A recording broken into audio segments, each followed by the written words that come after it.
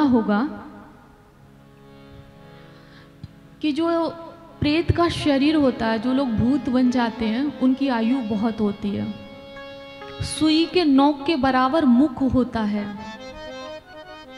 ना कुछ खा सकते ना कुछ पी सकते, बस वायु का पान करते हैं। अगर ये धुंधकारी की कथा पढ़ो तो ये सब समझ में आता है। धुंधकारी खुद वायु के रूप में था, उसके लिए जब आसन लगाया गया तो बैठ नहीं पाया क्योंकि शरीर नहीं है।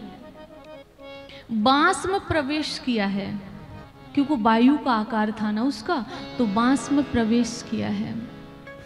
तो इस कथा के माध्यम से मैं एक निवेदन जरूर करूंगी, जीवन में कितने भी संकट हों, कितने भी दुख हों, ना मरो और ना किसी को मारो।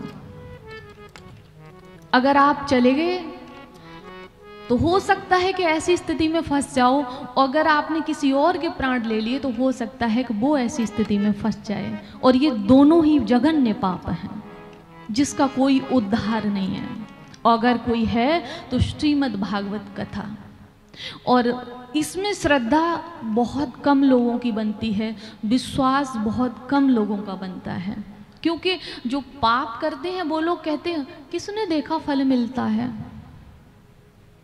किसने देखा नरक होता है, किसने देखा स्वर्ग होता है। कहते हैं कि नहीं कहते? जो पाप करते हैं वो कहते देखा किसने है। देखा तो आपने अपने दादा परदादा को भी नहीं है ना, लेकिन वो होते हैं कि नहीं होते हैं बताओ।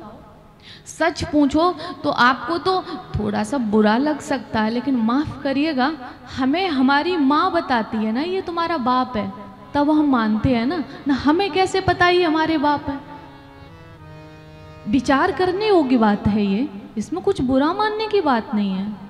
बचपन से हमें बताया जाता, हमारा सनातन धर्म है, ये हमारे आराध्य हैं, ये बताया जाता है, तब तो हमें पता चलता है ना कि ये हमारे आराध्य हैं, हमारा सनातन धर्म है, ये हमारे बाप हैं, ये हमारे दादी हैं, ये हमारे बाबा हैं, तब तो हम मानते हैं ना।